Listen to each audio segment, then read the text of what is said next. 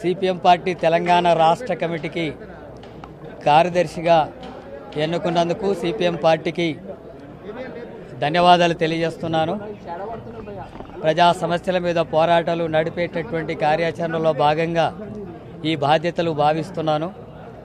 తెలంగాణ రాష్ట్రంలో రైతులు, కూలీలు, కార్మికుల సమస్యలు ప్రభుత్వాలు పట్టించుకోవడం లేదు. రైతుల సమస్యలు గిట్టుబాటు ధర కానీ, అలాగే వాళ్ళు ఇచ్చినటువంటి వాగ్దానాల అమలు విషయంలో ప్రభుత్వాలు మాట తప్పుతున్నాయి. వ్యవసాయ కూలీలుగా ఉండేటటువంటి వాళ్ళ బతుకులు చితికిపోతున్నాయి. వాళ్ళ సమస్యలు పరిష్కరించడానికి ఇప్పుడు వచ్చినటువంటి కొత్త ప్రభుత్వం రేవంత్ రెడ్డి ప్రభుత్వం కూడా పట్టించుకోవడం లేదు. అలాగే కార్మికులు కనీస వేతనం లేకుండా తీవ్రమైనటువంటి ఇబ్బందులు పడుతున్నా వాళ్ళ ఆలోచన చేస్తున్నటువంటి స్థితి లేదు. కేవలం పెట్టుబడిదారులకు, భూస్వాములకు, ధనిక వర్గాల ప్రయోజనాల కోసమే ఇప్పుడున్న ప్రభుత్వం, గత ప్రభుత్వాలు పనిచేస్తున్నాయి. అలాగే తెలంగాణ రాష్ట్రంలో సామాజికంగా అణిచివేతకు, అన్యాయాలకు గురవుతున్నటువంటి దళితులు, గిరిజనులు, బలహీన వర్గాలు, మైనార్టీలు, మహిళలు, అన్ని కులాల్లోని పేదలు తీవ్రమైనటువంటి సామాజిక అణిచివేతకు, దాడులకు, కుల వివక్షకు, అత్యాచారాలకు, సాంఘిక బహిష్కరణలకు బలవుతున్నటువంటి పరిస్థితి ఉంది. వీళ్ళ హక్కుల్ని కాపాడడానికి ఇప్పుడున్న ప్రభుత్వం కానీ, గత ప్రభుత్వం కానీ ఏమాత్రం చర్యలు తీసుకోవడం లేదు. అందుకే ఇలాంటి అణిచివేత కొనసాగుతున్నటువంటి ఉంది.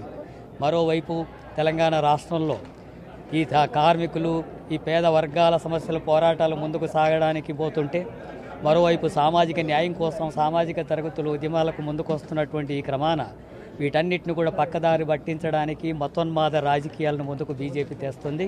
వర్గ పోరాటాలని, సామాజిక న్యాయం కోసం జరిగే పోరాటాలని అది పక్కదారిని పట్టించేటటువంటి చర్యలు పాల్పడుతుంది.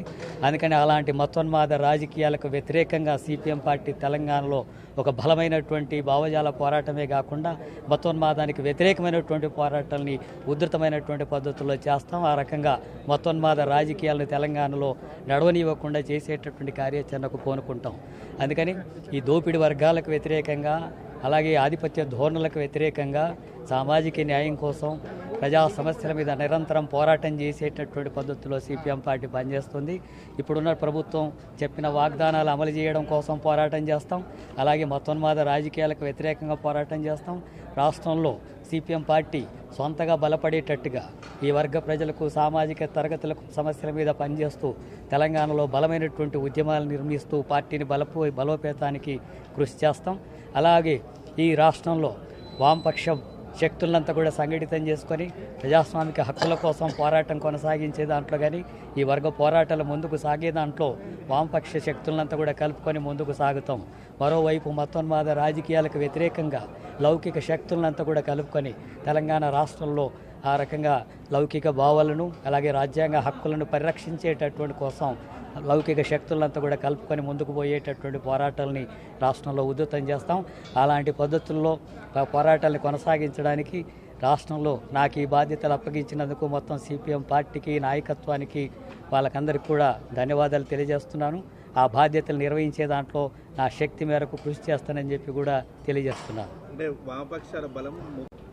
సామాజిక న్యాయానికి కోసం సిపిఎం పార్టీ ఎప్పటి నుంచో ఇలాంటి పోరాటాలను ఉధృతంగా ముందుకు నడుపుతోంది. కుల వివక్షకు వ్యతిరేకంగా కానీ, ఎస్సీ ఎస్టీ సప్లాన్ సాధించేటటువంటి దాంట్లో కానీ, అలాగే జస్టిస్ పున్నయ్య కమిషన్ సిఫారసులు సాధించేటటువంటి ఉద్యమాల్లో కానీ, ఎక్కడెక్కడైతే దళితుల మీద దాడులు జరిగితే వాటన్నిటిని మీద ప్రతిఘటన పోరాటాలు జరపడంలో సిపిఎం పార్టీ ముందు బాగానే ఉంది.